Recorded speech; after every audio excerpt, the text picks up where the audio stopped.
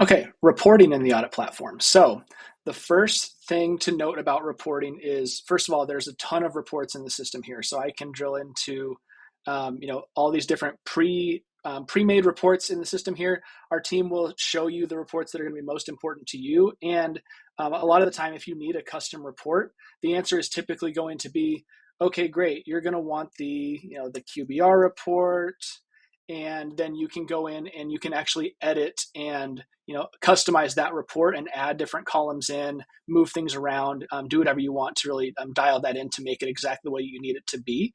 So again, all self-serve in the platform, but our team is here to help along the way as well to make sure you're getting what you need out of it. With reports, you can generate them on the fly and just run reports as you go and then download them.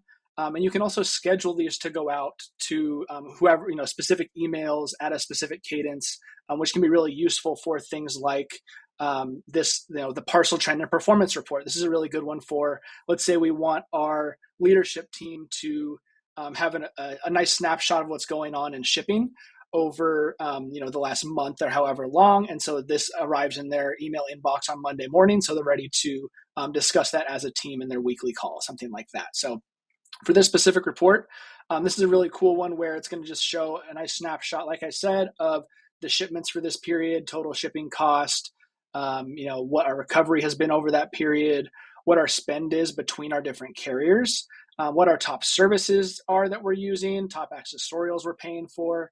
And then the one that I like to point out the most on this is the process improvement opportunities. This is a really cool piece because this shows where we're able to really connect the dots back to the TMS and make adjustments to be more proactive and preventative about not having charges come up again if they were a mistake. So some really cool things to point out here, like, okay, the system has flagged there have been 222 charges for additional handling fees, and then a suggestion as to what to do about that. So it says review your packaging guidelines. If I see something like this, typically I'm going to say, okay, it looks like we have a box or maybe two that Smart Packing is using that may be, putting the shipment over our threshold of when our discount can be applied or something like that. And so a lot of the time the answer on this is, okay, maybe we want to go in and just toggle off that box and stop using it so that Smart Packing isn't suggesting it and we avoid these charges going forward. Same idea with address corrections. If there are, a ton of address corrections happening, maybe in the TMS, we want to adjust what our address correction strategy is. Maybe today it's set on auto validate and we want to change it to auto correct. We can make that adjustment on the fly if we notice that this is a trend here. And then one more to point out here, same idea with premium services. So let's say there was someone shipped a UPS next day or early shipment for almost $500. Two things can be happening here. One is we just remember, oh yeah, that was that time when we had to do that overnight shipment and it costed a ton. The other thing is maybe someone accidentally shipped this and the suggestion is to send ground or afternoon delivery. What that really means is, maybe we want to go in and create a rule to disable this service if it was an accident so that, that's not happening on accident going forward. The other option is maybe we want to create some rules to say, if it was a 1-day service, let's do the cheapest service that gets it there in the delivery promise of 1 day. The delivery is across town from the warehouse. Maybe that could have gone ground. So this is actually a really good suggestion for that. And again, your implementation engineer or account manager or our support team can help with what it's going to look like to make adjustments with these and how we want to utilize this information to make sure we're using the TMS to our best ability here. A few other reports to point out here. The QBR report is a really good one because this is just a huge overview. There's tabs for all kinds of different pieces here, like our chargebacks, our address corrections, our cost avoidance summary. So this is a good overview. And when we see anything funky in here, that gives us a good chance to pull up a report for these individual pieces as well.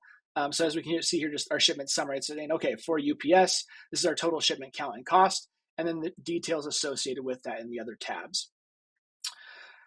A few more here, audit checks. This is where we're going to see, okay, this is at the audit platform's first pass at invoices.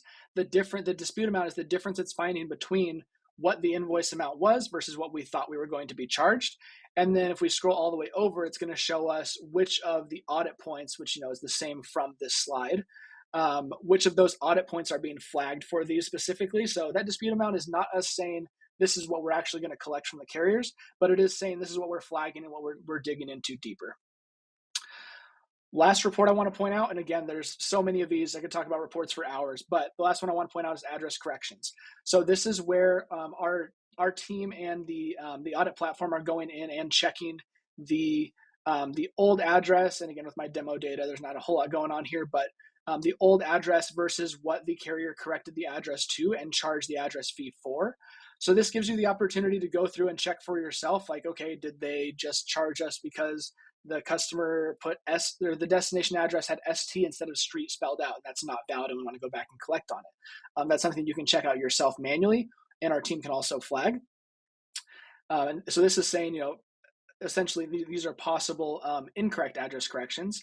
The other side of this is recurring address corrections. So this is where we can see when we have times where we're shipping to the same destination address and we're getting the address corrected here. So we've had lots of customers find a lot of interesting shipping information happening here where their team is realizing, hey, we've shipped to this same customer that we love 30 times, and every single time we're getting dinged $19 because their address is incorrect. So this is a really good preventative one where we can say, okay, we want to go back to our ERP and our customer record and correct that address so that we don't see these charges going forward when we've seen these multiple times for the same customer. So lots of good stuff with the reports that we can drill into. And the last piece of reporting too is we're going to give you a report at the end of the week, specifically for LTL, to say, hey, this is the batch of invoices that have been cleared to pay and you're good to go. And then on the other side for parcel, what our credits are and what we're saying, okay, this is what we're going to go back and try to collect from the carrier based on the discrepancies that we're seeing.